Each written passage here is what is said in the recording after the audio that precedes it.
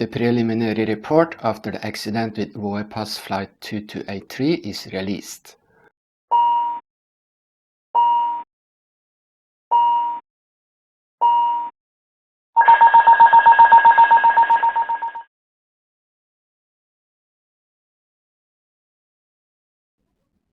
Hello aviators, how are you today? My name is Magnar Nordahl, I'm an ATR captain and instructor.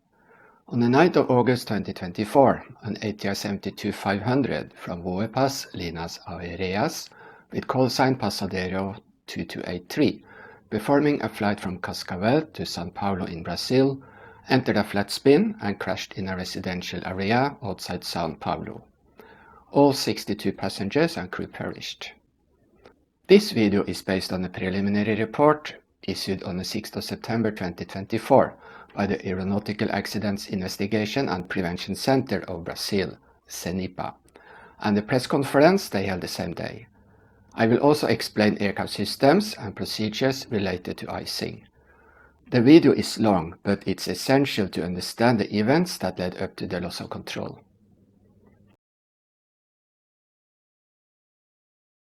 The press conference was very detailed and respectful. You will find a link in the description below.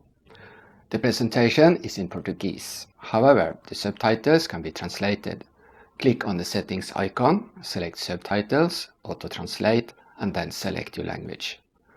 The preliminary report is factual and shows what happened, but it does not analyze the reasons for what happened. That work is still ongoing. The purpose of the investigation is not to put blame on anybody, but to improve aviation safety. The preliminary report classifies the type of occurrence as 1. Ice formation, and 2. Loss of control in flight. But when you study the report, you will understand that there were many other factors leading up to the accident. An accident rarely happens because of a single factor, but is the result of a chain of events that eventually led to disaster. Many of you know about the Swiss cheese model. No safety measures are 100% safe, and therefore many protective layers are added to make a barrier against accidents. Such barriers are regulations, training, machinery, and safety culture.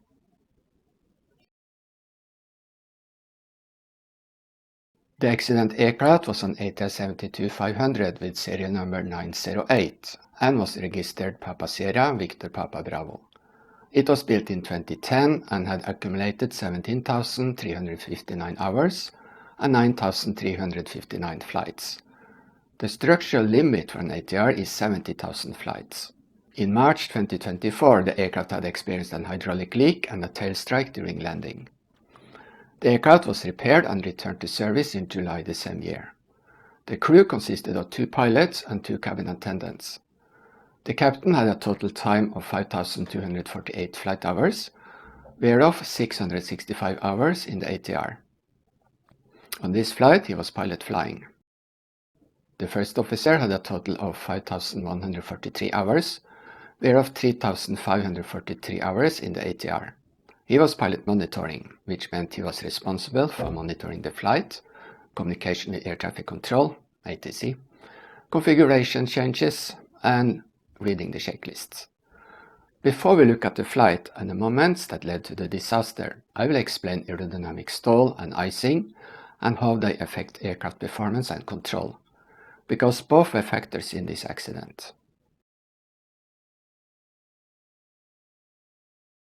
The purpose of a wing is to provide lift. The 2 main factors for lift are airspeed and angle of attack, which controls the lift coefficient. The lift increases with the square of the speed. The angle of attack is the angle between the wing chord and the airstream. The lift increases proportional with increasing angle of attack. At high speed, the angle of attack is low, and as the speed decreases, the angle of attack must be increased to provide sufficient lift. This works up to 15 to 17 degrees angle of attack. Beyond that angle, the airflow over the wing becomes very turbulent, and most of the lift is lost. This is called stall, and it causes the aircraft to drop the nose down.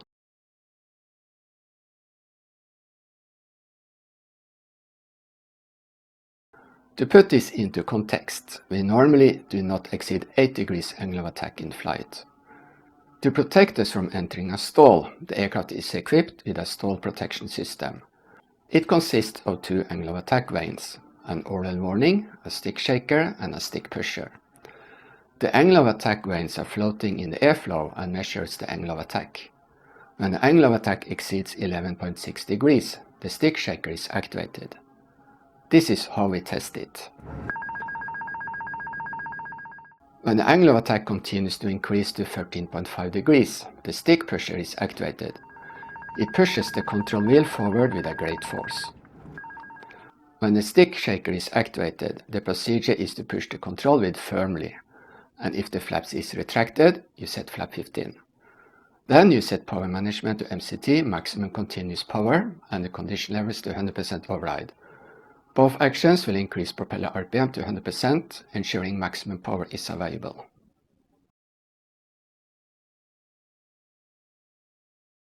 Water can exist in the atmosphere in liquid form at temperatures well below freezing.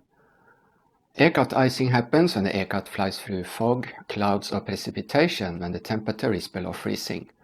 Most icing happens at temperatures just below 0 degrees Celsius. Icing is classified as trace, light, moderate, and severe. Severe icing is a condition outside the certification requirements for the aircraft. So when the aircraft is exposed to severe icing, immediate flight diversion is necessary. In other words, severe icing is an emergency, and no aircraft should be dispatched into such conditions. ATR aircraft are equipped with anti-icing and de-icing systems. The anti-icing systems uses heat to prevent ice to form on critical areas of the aircraft, and the de-icing systems use inflatable bladders to remove ice from other areas. I will come back to them soon.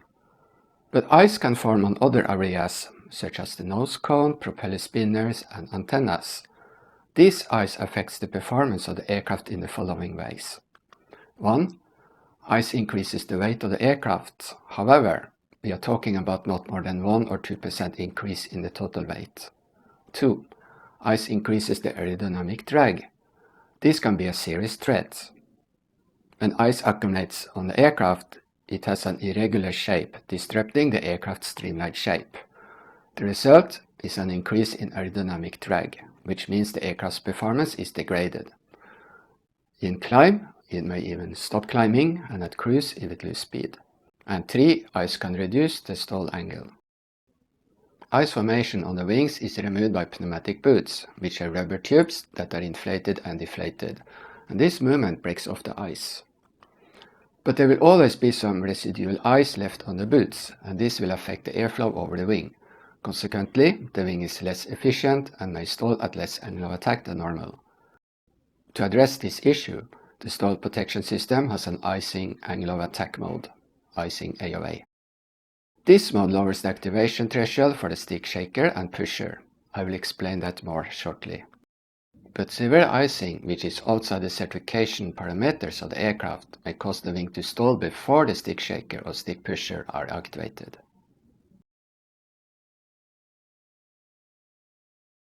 ATR aircraft have two ice detection systems, visual and electronic. The visual detector is a probe mounted outside the captain's side window. It is called the ice evidence probe. This video shows how ice can form on the probe. When there is ice on the ice evidence probe, we must consider there is ice on other parts of the aircraft as well. The electronic detector consists of a probe under the left wing and an indicator in the cockpit. The probe vibrates with a constant frequency. When ice forms on the probe, the weight of the probe increases, causing the probe to vibrate with a different frequency. This triggers an amber icing light in the cockpit, a flashing master caution light, and a signal chime. The icing light will flash if anti-icing and de-icing are not selected on. The icing light is steady when anti-icing and de-icing are selected on. The probe is then heated for 7 seconds. If more ice is detected within the next 53 seconds, the icing light remains illuminated. Otherwise, the icing light will extinguish.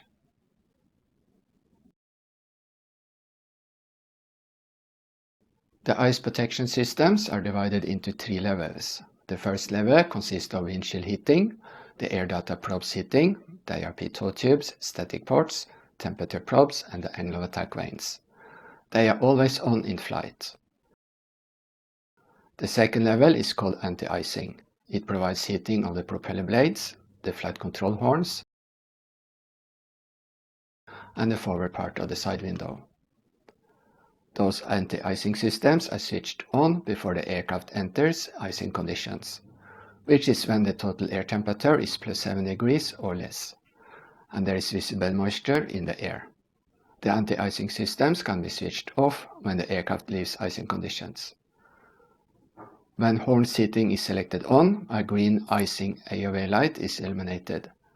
This means the stall warning system is in icing mode, and the threshold for stick shaker and stick pusher are reduced to 8 degrees angle of attack and 10.6 degrees angle of attack respectively.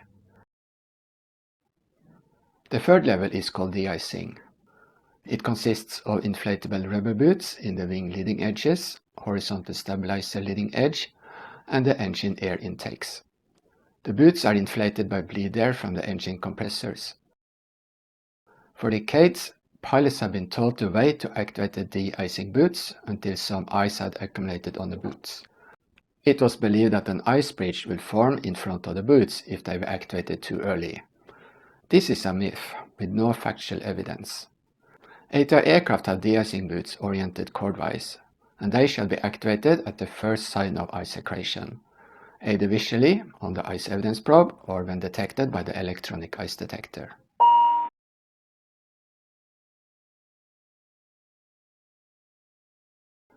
The boots must remain on until the aircraft has left icing conditions.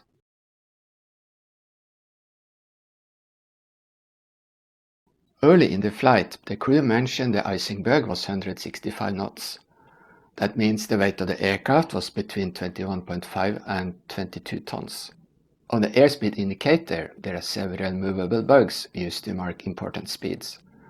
The amber bug is the target speed. It is set with this knob. The white bug is the minimum operational speed with flap 0 in normal atmospheric conditions. At 22 tons, it is 139 knots. When the aircraft is in icing conditions, the minimum operational speed with flap 0 is increased to 165 knots. It is marked with a red bug. It is called the icing bug. When ice is on the airframe, the crew must maintain a speed at or above icing bug plus 10 knots. This means the minimum operational speed is 175 knots. In case of severe icing, the speed must be increased to icing bug plus 30 knots, or 195 knots. During cruise at flight level 170, or 17,000 feet pressure altitude, the total air temperature was close to 0 degrees Celsius. The static air temperature would have been 8 or 9 degrees less, which means the temperature was 10 degrees above the temperature in the standard atmosphere. The cruise speed will then have been around 204 knots indicated airspeed. On this table we must interpolate the speed at level 160 and 180 to get the speed at 170. If the temperature was a little higher, the cruise speed would have been slightly less. Since 2009, ATR aircraft have been equipped with an Aircraft Performance Monitoring (APM) system. It gives alerts in 3 levels if ice accretion affects the aerodynamic drag, and therefore the performance of the aircraft. Before takeoff, the first officer sets the takeoff weight of the aircraft with this selector. The APM will compute the theoretical performance of the aircraft and compare it to the actual performance. When the aerodynamic drag is increased by 10% and the actual cruise speed is at least 10 knots below the expected cruise speed, the APM will issue a cruise speed low message. This is a reminder to monitor ice accretion and airspeed. When the drag is increased by 22% or more and the cruise speed drops with more than 50 knots, the APM will issue a degraded performance alert. This is an indication of severe icing, and the airspeed must be increased to redbug plus 30 knots immediately. And this means you must descend. Since this is an emergency, you do not have to wait for clearance for air traffic control. Aviate, navigate, communicate. We inform air traffic control when the situation is under control. When the speed drops below icing bug plus 10 knots, the APM will issue an increased speed alert. This is the final warning. You should never see this message. Many incidents and accidents have happened because the pilots have not respected the degraded performance alert. Remember, in the case of severe accumulation, the wing might stall before you reach the stick shaker.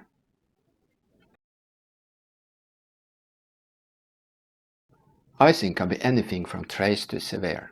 Until 2015, new aircraft types were not certified to fly in freezing drizzle and freezing rain, known as supercooled liquid drops, SLD. Such a condition results in severe icing, which until 2015 was defined as a condition outside the certification parameters for new transport category aircraft. On the 9th of August 2024, a warning had been issued for severe icing between flight level 120 and flight level 210, among most of flight 2283's route. During the press conference, CENIPA confirmed this information was available to the crew. However, that doesn't mean they experience severe icing all the way along the route. Icing is difficult to predict, and there can be areas with more icing than others. The transcript from the flight data recorder shows that the flight encountered icing for less than half of the flight duration. You may ask, why did they plan to fly into an area where severe icing was forecasted? This is just of many questions the investigators will need to answer.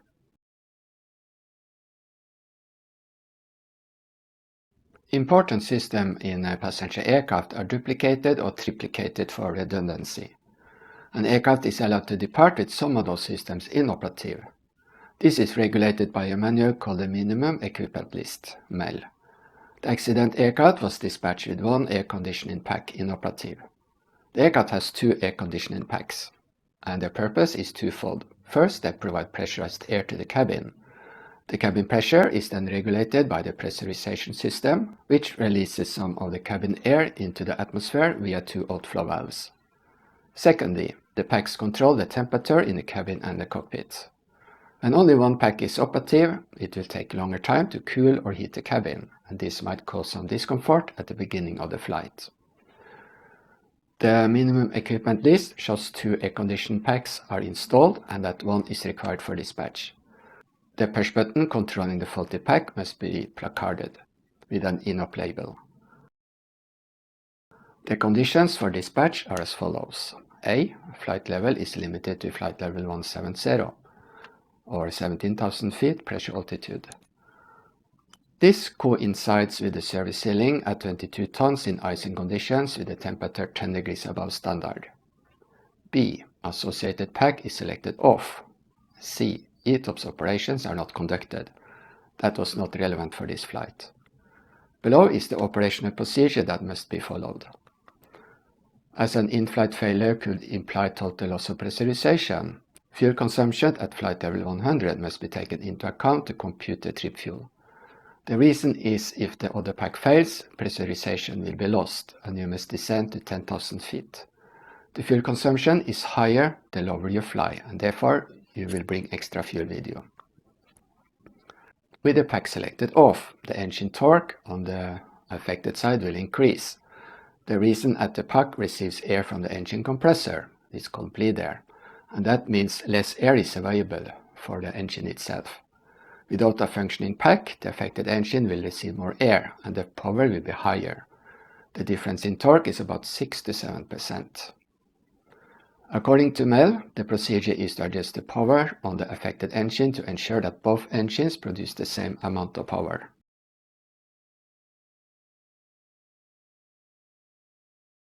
Here is a breakdown of the flight as briefed during the press conference by CENIPA. The data are from the flight data recorder, and I have added a figure from the preliminary report showing some of the flight parameters. The time reference in the report is UTC. The local time is UTC minus 3 hours. The scheduled departure time was 11:40 local time or 14:40 UTC. Estimated flight time was 1 hour 50 minutes. 14:58, the aircraft departed from Cascavel. 18 minutes behind schedule. 15:12, anti-icing was switched on.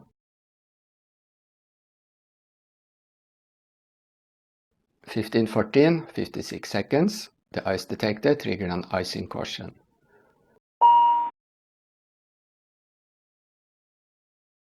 15:15:03 seconds, airframe de-icing was switched on. 15:15:42, the crew commented the de-icing system was faulty. 15:15:49 seconds, airframe de-icing was switched off. 15:16:25, the icing caution light went out. Shortly after, it illuminated again for about 2 minutes. 15:21:53 seconds, the aircraft leveled off at 17,000 feet, or flight level 170. 15:23:43 seconds, after leveling off, the icing caution was displayed for 6 minutes 22 seconds. Airframe de-icing was not activated. For the next 40 minutes, cruise speed low illuminated 7 times.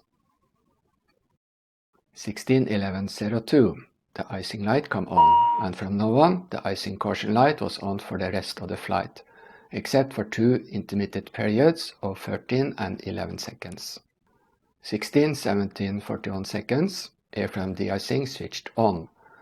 We do not know if it worked or not. 16:18:41, cruise speed low at 191 knots.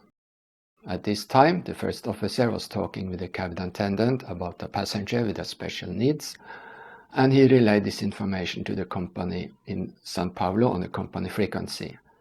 At the same time did ATC hand the flight over to another frequency, and the captain did this communication. 16:19:07 seconds, airframe de-icing was switched off. 16:19:28 seconds, degraded performance caution and single chime and muster caution. The speed was 184 knots. 16:20, the first officer made a comment about ice on the aircraft. 16:20:05 seconds, airframe de-icing was switched on. We do not know if it worked or not. 16:20:33 seconds, the approach controller authorized the flight direct to waypoint Sampa, informing the crew that a descent clearance will be issued after another 2 minutes. There was traffic below. 16:20:39, the crew acknowledges the message. This was the last transmission from the aircraft. 16:20:50, the aircraft initiated a right turn towards Sampa.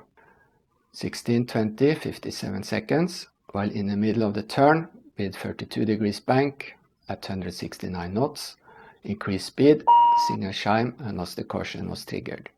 Vibrations were recorded on the cockpit voice recorder.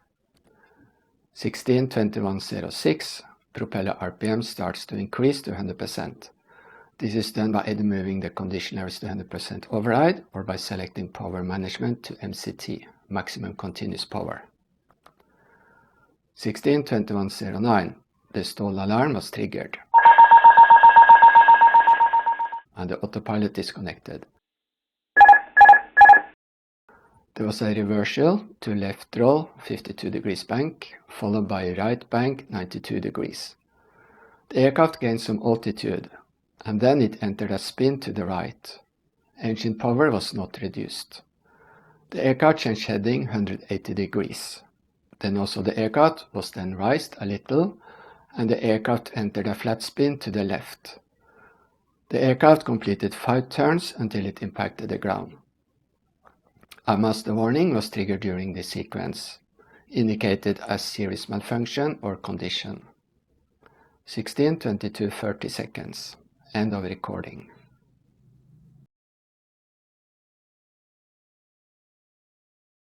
Here is an animation made by CENIPA. It is based on data from the flight data recorder and shows the last 3.5 minutes of the flight. The quality is not the best because the video is recorded from a large screen during the press conference, and the light in the room was not dimmed. This is the artificial horizon. It shows the attitude of the aircraft relative to the horizon line. The blue part is the sky, and the brown is the ground. This is the airspeed indicator. It shows 197 knots. This is the altimeter. It shows 17,000 feet. This is propeller rotation speed for each propeller, or NP. They show 82%, which is normal for cruise. This is the torque indications for each engine. The left engine indicates 74% and the right engine 67%. The left engine has a higher torque because the air condition pack was not working. Those bars show the position of the power levers. The green rectangle indicates icing AUV light is illuminated. The amber rectangle indicates that ice accumulation is detected by the ice detector. Those rectangles are the APM alerts. This is the total air temperature, it is 0 degrees. This rectangle will turn amber when airframe de-icing is selected on, but does not indicate whether the system was working or not. The green rectangles indicate both propeller anti-icing systems are selected on. When the video starts, the ice detector has just been activated for the last time. The time is 16:17:35 seconds.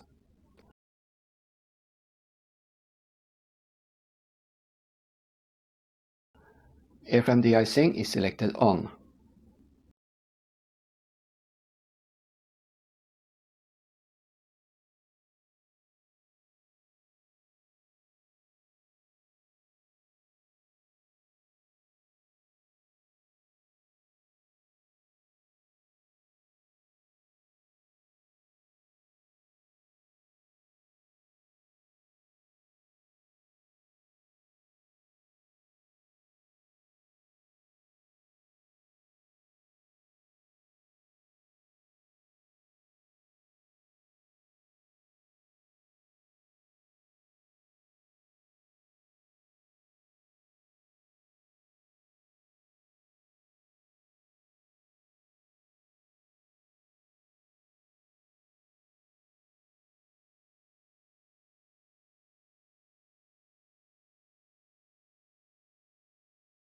Cruise speed low at 191 knots.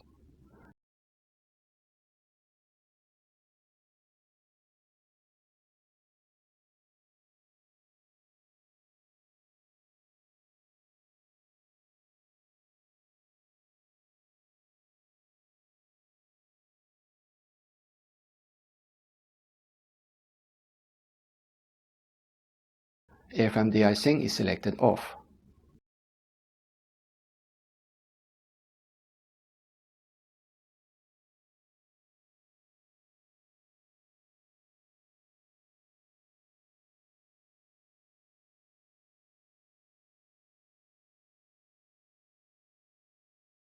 Degraded performance caution at 184 knots.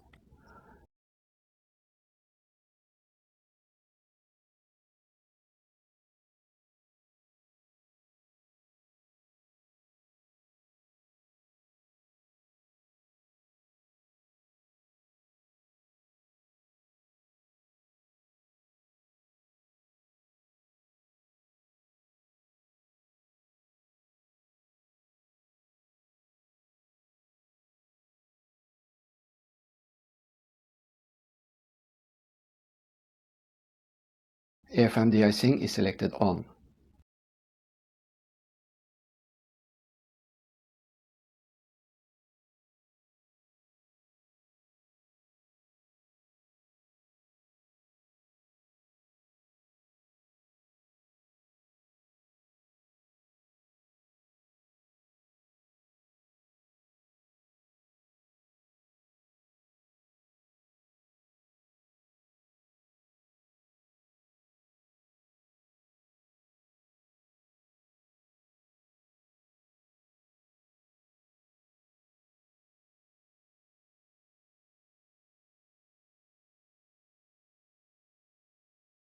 The aircraft starts a right turn.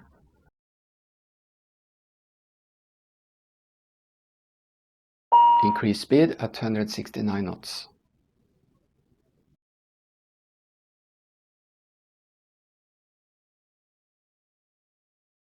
Stall alert.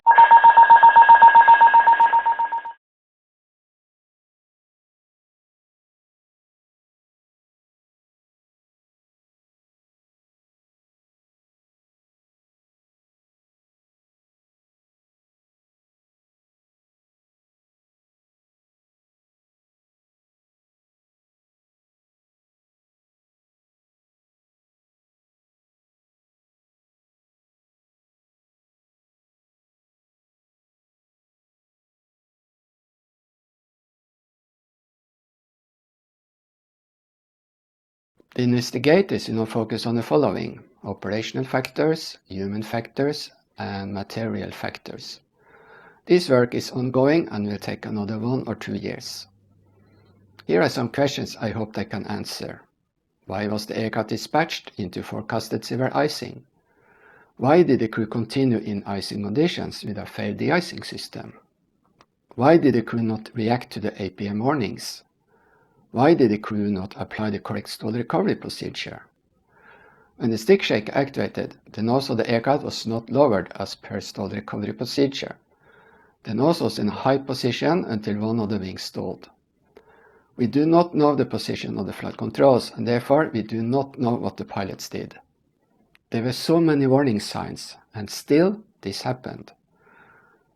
I will not put the blame on the pilots. That is an easy solution, and it's not fair. The crew operated in an environment set by the company. So what was the culture? How was the training? If they had received proper training in operations in icing conditions, they would not have acted as they did. And did they receive proper training in upset recovery techniques?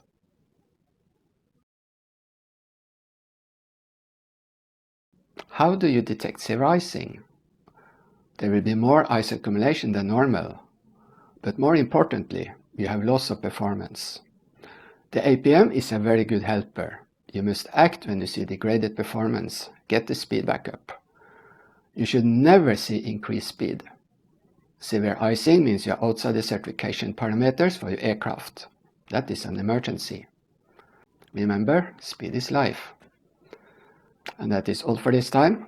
Thank you for watching.